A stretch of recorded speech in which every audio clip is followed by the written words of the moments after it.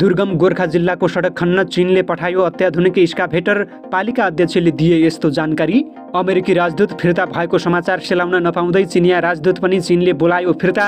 चीनले राजदूत फिर्ता बोलाउनुको कारण यस्तो। धुमधामका साथ चीनले मनायो 73औं राष्ट्रिय दिवस। राष्ट्रपति शीले यसरी सम्झिए सर्वोच्च नेता माओलाई। इरानमा भएको सरकार विरोधी प्रदर्शनका क्रममा डरलाग्दो झडप, प्रहरीको गोली लागेर 19 जना प्रदर्शनकारीको मृत्यु। उत्तर कोरियाले फेरि शक्तिशाली 2 मिसाइल जापानको तटीय क्षेत्रमा हान्यो। जापान र दक्षिणले जनाए आपत्ति। अमेरिकाले लगायो भारतीय कम्पनीमाथि प्रतिबन्ध। इरानसँगको अवैधानिक व्यापारमा संलग्न रहेको लगायो आरोप। देशको सीमा मिचिँदा पनि सरकार घुँडा टेकेर बसेको प्रति एमाले अध्यक्ष ओलीको गम्भीर आपत्ति। प्रमादेशी सरकार विदेशीको गोटी भएको आरोप। र युक्रेनी क्षेत्रमा रुसको कब्जाको विरुद्ध राष्ट्रसङ्घमा मतदान सम्पन्न। भारत र चीनले मत नदिएपछि पश्चिममा खैला बैला। नमस्कार, ग्रेटर नेपाल टिभीले तयार पारेको न्युज अपडेटबाट यहाँलाई हार्दिक स्वागत छ। अब न्युज अपडेट विस्तारमा। गोर्खाको चुननुब्री गाउँपालिकालाई चीन सरकारले स्काभेटर सहयोग गरेको छ। सीमा क्षेत्रमा रहेको हिमाली पालिकालाई चीन सरकारले उपलब्ध गराएको स्काभेटर रसुवागढी नाका हुँदै गोर्खा ल्याइएको छ। दुर्गमको चुननुब्री गाउँपालिकामा सडक सञ्जाल विस्तार हुने क्रममा रहेको छ। सञ्चालन व्यवस्थापनको योजना बनाएर स्काभेटर प्रयोगमा ल्याउने चुननुब्री गाउँपालिकाका प्रमुख प्रशासकीय अधिकृत भीमसेन श्रेष्ठले जानकारी दिएका छन्। कोभिड अघि नै स्काभेटर दिने निर्णय भइसकेको थियो, तर कोभिडका कारण केही ढिला भयो उनले भने। गत असारमा रसुवा नाकामा ल्याएर राखेको स्काभेटर बर्खा सकिएसँगै गोर्खा बजारसम्म ल्याएका छौँ। अब सहयोग प्राप्त स्काभेटर तिहारपछि चुननुब्री गाउँपालिका लैजाने श्रेष्ठले बताएका छन्। उक्त स्काभेटर सडक सञ्जाल विस्तारमा प्रयोग गर्ने गाउँपालिकाको योजना रहेको छ। आफ्नो झन्डै 4 वर्षे कार्यकाल पूरा गरेर अमेरिकी राजदूत रेन्डी बेरी नेपालबाट आइतबार फर्किँदैछन्।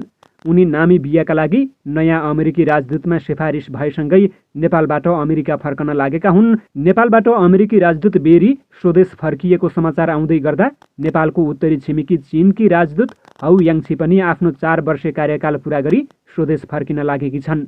राजदूत हाउ अब दक्षिण पूर्वी एसियाली राष्ट्रहरूको सङ्गठन association of south east Asian national आसियानको क्षेत्रको राजदूत हुन लागेकी हुन्। उच्च कूटनीतिक स्रोतका अनुसार आफू नेपालबाट फर्कने भएपछि राजदूत हाउले अन्तिम उच्च स्तरीय विदायी भेटवार्ता गर्नेछिन्। विदायी भेटवार्ताका लागि काठमाडौँ स्थित चिनिया दूतावासले प्रधानमन्त्री कार्यालय, राष्ट्रपति कार्यालय, परराष्ट्र मन्त्रालय, सभामुखको कार्यालय र अन्य प्रमुख राजनीतिक दलका प्रमुखहरूलाई पत्राचार गरेको छ। राजदूतले विदायी भेटवार्ताका लागि हामीलाई आग्रह गर्नुभएको छ, सम्बन्धित कार्यालयका एक अधिकारीले बताएका छन्। अमेरिकाबाट नेपाल नयाँ राजदूतको रूपमा डिन थम्पसन आउने निर्णय भइसकेको भए पनि चीनबाट आउने नयाँ राजदूतको घोषणा बेजिङले गरिसकेको छैन। नयाँ अमेरिकी राजदूत थम्पसनले शुक्रबार वासिङ्टन डिसीमा पदको शपथ ग्रहण गरिसकेका छन्। उनी केही दिनभित्रै नेपाल आउने स्रोतले जनाएको छ। चीनले आज 73औं राष्ट्रिय दिवस मनाएको छ। सोही अवसरमा राजधानी बेजिङको थियानमन स्क्वायरमा बिहान सूर्योदयसँगै झण्डोत्तोलन कार्यक्रम सम्पन्न गरिएको थियो। चिनिया समाचार समिति सिन्हाका अनुसार आज सबै प्रान्तीय राजधानीमा समेत झण्डोत्तोलन कार्यक्रम भएको छ। यस अवसरमा स्वदेश र विदेशका विभिन्न कार्यक्रमको आयोजना गरिएको बताइएको छ। सन् 1949 अक्टोबर 1 का दिन चीनको राजधानी बेजिङमा चिनिया कम्युनिस्ट पार्टीका अध्यक्ष माओ त्से तुङको नेतृत्वमा जनगणतन्त्र चीन घोषणा गरिएको अवसर पारेर राष्ट्रिय दिवस मनाउने गरिन्छ। इरानमा एक 22 वर्षीय युवतीको मृत्युलाई लिएर देशमा सुरु भएको सरकार विरोधी प्रदर्शनमा प्रहरी र प्रदर्शनकारीहरू बीचको भएको घातक झडपमा शुक्रबार 19 जनाको मृत्यु भएको छ। कुर्दिश महिला महसा अमिनी अनुसूचित पोसाक लगाएको आरोपमा उनको गिरफ्तारपछि प्रहरी हिरासतमा मृत्यु भएको थियो। इरानको सरकारी समाचार एजेन्सी इर्नाले सिस्तान र बलुचिस्तानका प्रान्तीय गभर्नरलाई उद्धृत गर्दै उक्त भिडन्तमा 19 जनाको मृत्यु भएको र 20 जना गम्भीर घाइते भएको बताएको छ। मानव अधिकार समूहका अनुसार अहिलेसम्म इरानको प्रदर्शनमा मृत्यु हुनेको सङ्ख्या 83 पुगेको छ। युक्रेनको जापोरिजिया शहरमा भएको रुसी क्षेपणास्त्र आक्रमणमा परि कम्तीमा 30 जनाको मृत्यु भएको छ। रुसी फौजले प्रहार गरेको क्षेपणास्त्रमा अरू 88 जना घाइते भएको युक्रेनी अधिकारीहरूलाई उद्धृत गर्दै सिएनएनले जनाएको छ। जापोरिजियाका क्षेत्रीय सैन्य प्रशासनका प्रमुख अलेक्जेन्डर स्टारुखले सामाजिक सञ्जाल टेलिग्राममा भनेका छन्, दुश्मनले जापोरिजियाबाट बाहिरिने बाटोमा सर्वसाधारण चढेको सवारी लस्करमा रकेट आक्रमण गरेका छन्। युक्रेनको राष्ट्रिय प्रहरी प्रमुख इहोर क्लाइमेन्कोलाई उद्धृत गर्दै CNN ले उक्त आक्रमणमा मारिनेमा 11 वर्षीय बालिका र 14 वर्षीय बालक समेत रहेको जनाएको छ। यसअघि रुसी राष्ट्रपति भ्लादिमिर पुटिनले शुक्रबार औपचारिक रूपमा डोनेत्स्क, लुहान्स्क, खर्सन र जापोरिझियालाई रुसमा विलयको घोषणा गर्दै सो निर्णय लाखौँ मानिसहरूको इच्छा रहेको बताएका थिए। मिडिया रिपोर्टका अनुसार पुटिनले 4वटा क्षेत्रका बासिन्दाहरू अब रुसका वास्तविक नागरिक हुने बताएका छन्। राष्ट्रपतिले अब नयाँ क्षेत्रको रक्षा गर्ने दायित्व रुसको रहेको बताएका छन्। उनले जनमत सङ्ग्रहको नतिजालाई लाखौँ जनताको इच्छा पनि भनेका छन्। गत फेब्रुअरी 24 यता रुसले युक्रेनमाथि आक्रमणलाई जारी राखेको छ। उत्तर कोरियाले शनिबार 2वटा ब्यालिस्टिक क्षेपास्त्र प्रहार गरेको जापानको तटीय गार्डले रक्षा मन्त्रालयलाई उद्धृत गर्दै जनाएको छ। उत्तर कोरियाबाट कम्तीमा 2वटा प्रक्षेपणहरू परीक्षण गरिएको थियो। कोस्ट गार्डले जनाएको छ भने जापानको सार्वजनिक प्रसारक NHK ले भने ती वस्तुहरू जापानको विशेष आर्थिक क्षेत्र बाहिर खसेको जनाएको छ। कोस्ट गार्डले स्थानीय समयअनुसार बिहान 6:45 बजे जारी गरेको विज्ञप्तिमा भनिएको छ, ब्यालिस्टिक क्षेपास्त्र उत्तर कोरियाबाट प्रक्षेपण गरिएको जस्तो देखिन्छ। लगभग 15 मिनेटपछि जारी गरिएको दोस्रो विज्ञप्तिमा तटरक्षकले अर्को स्पष्ट ब्यालिस्टिक क्षेपास्त्र प्रक्षेपण गरिएको जनाएको छ। NHK ले सरकारी स्रोतलाई उद्धृत गर्दै दुवै क्षेपास्त्र जापानको विशेष आर्थिक क्षेत्रभन्दा बाहिर खसेको बताएको छ। अमेरिकी उपराष्ट्रपति कमला ह्यारिसले दक्षिण कोरिया छोडेको केही घण्टापछि उत्तरले ती क्षेपास्त्र प्रक्षेपण गरेको थियो। उत्तर कोरियाली नेता किम जोङ उनले अर्को आणविक परीक्षण गर्ने तयारी गरिरहेको भन्दै दक्षिण कोरिया र अमेरिकी अधिकारीहरूले पनि महिनौदेखि चेतावनी दिइरहेका छन्।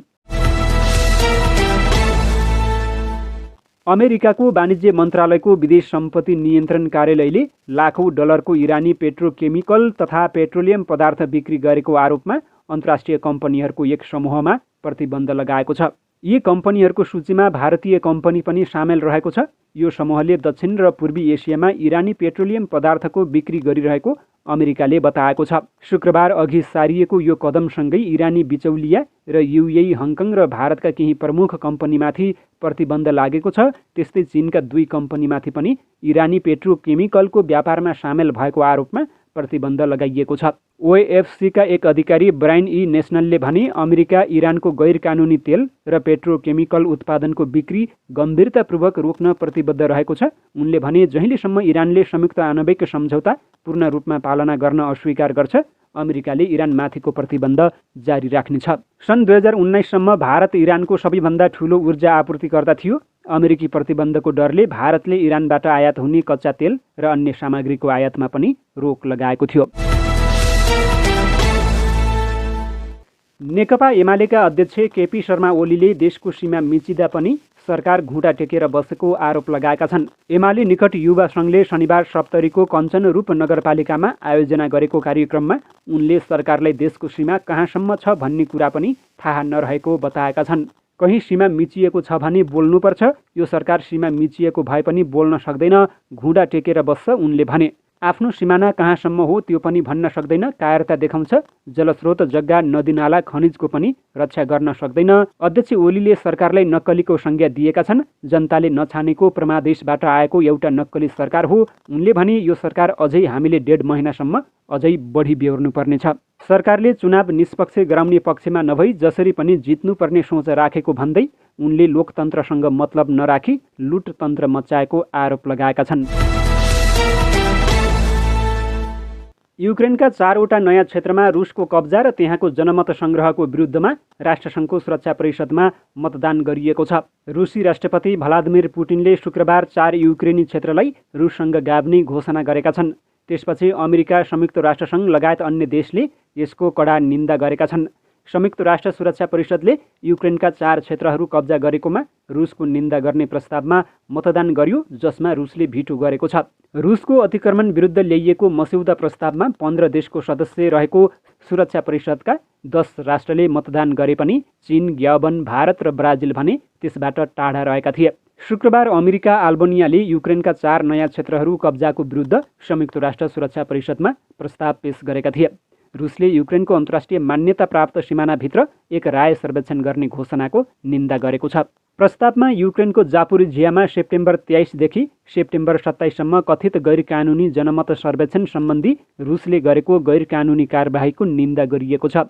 प्रस्तावमा भनिएको छ, यी क्षेत्रहरू हाल अस्थायी रूपमा रुसी नियन्त्रणमा छन्, त्यसकारण यहाँ रुसको कार्यको कुनै मान्यता छैन।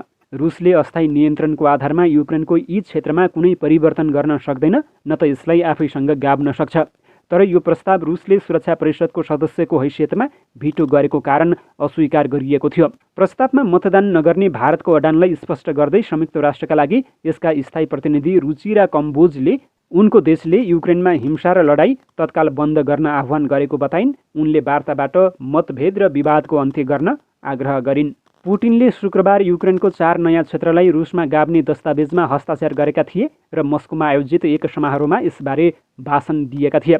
अबको केही दिनमा रुसमा यी क्षेत्रहरूलाई औपचारिक रूपमा समावेश गर्ने प्रक्रिया पनि सुरु हुनेछ। त्यस्तै सन् 2014मा रुसले युक्रेनको क्रिमिया प्रायद्वीप पनि आफ्नो नियन्त्रणमा लिएको थियो। यो क्षेत्र अझै पनि रुसी नियन्त्रणमा रहेको छ। क्रेमलिनमा पुटिनले अधिग्रहण कागजातमा हस्ताक्षर गर्दा रुसी सैन्य अधिकारी र नेताहरूले प्रशंसा गरिरहेका थिए। युक्रेनलाई क्रेमलिनमा समावेश गर्ने घोषणा गर्दै पुटिनले जनताले आफ्नो रोजाइ गरेका र यी क्षेत्रहरूलाई रुसको हिस्सा बनाउने जनताको चाहना रहेको बताएका थिए। क्रेमलिनको सेन्ट जर्ज हलमा भएको यो घोषणासँगै रुसले युक्रेनको डोनेत्स्क, लुहान्स्क, खर्सन र जापोरिझिया क्षेत्रहरूलाई आधिकारिक रूपमा आफ्नो कब्जामा लिएको छ। रुसले यी क्षेत्रहरू लिएको जनमत सङ्ग्रहलाई संयुक्त राष्ट्रसङ्घ र अन्तर्राष्ट्रिय विश्वका अधिकांश देशहरूले गैरकानुनी मानेका छन्। यिनै खबरसँगै ग्रेटर नेपाल टिभीले तयार पारेको न्युज अपडेटको समय सकिएको छ। प्रत्येक पलका ताजा अपडेटको लागि हामी तपाईँको माझमा छौँ। नमस्कार।